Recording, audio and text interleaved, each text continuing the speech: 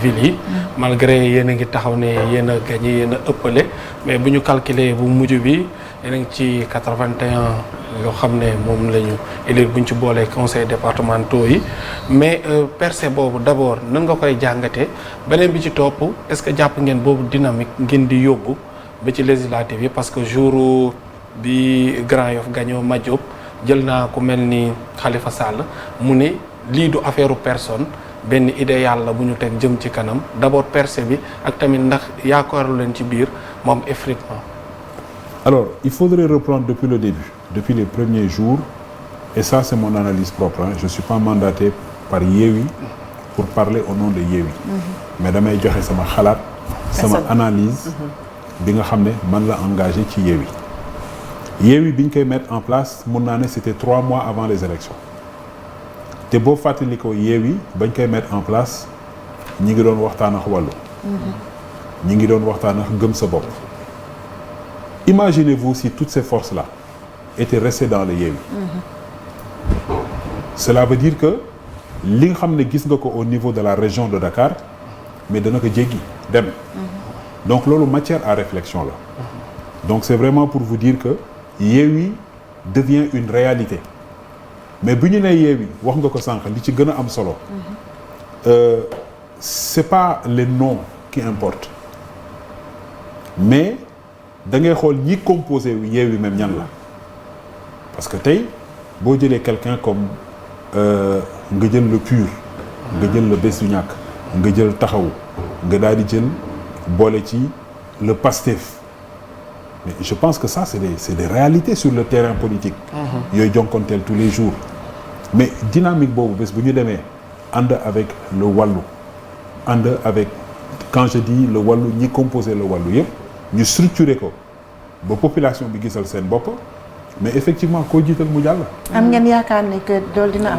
wàllu dina ñëw waaw mais li ñuy liggéey la rek. xam nga du ma mën ñëw toog fii ci plateau bi. di wax lu Yewwi na ma def. dañuy laajte rek ñun. waaye ñun suñu ambition.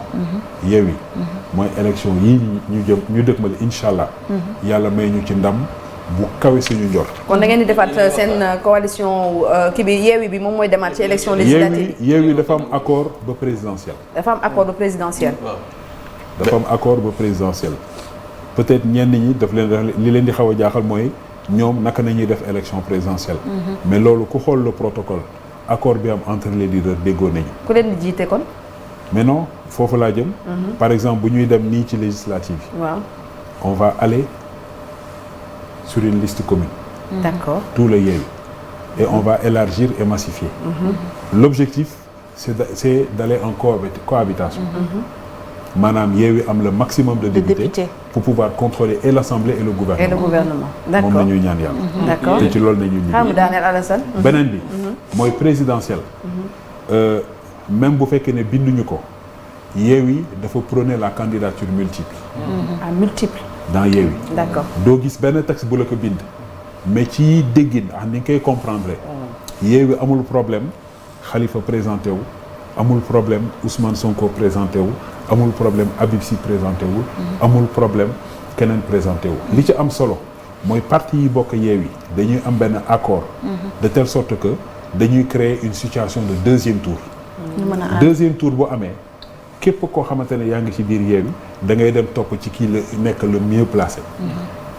ki jiitu. Voilà, ki jiitu. D'accord. Donc c'est pour vous dire que dans la stratégie. ña fa nekk aussi nag ay kàngoomu politique la. donc ñoom ils avaient pensé ça déjà avant les locales. du lu bees. dañuy signer l'accord li nga xam ne ñoom loolu nañu waxtaan dégg woon man ci li ma comprendre loolu laa gis. et je pense que ci logique boobu parce que bu leen fàtte ne que.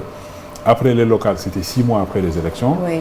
Et 2 ans après les élections présidentielles. Donc, soo mën nga ñu ne qu'il n'y a pas de risque d'implosion dans Yewwi. Mais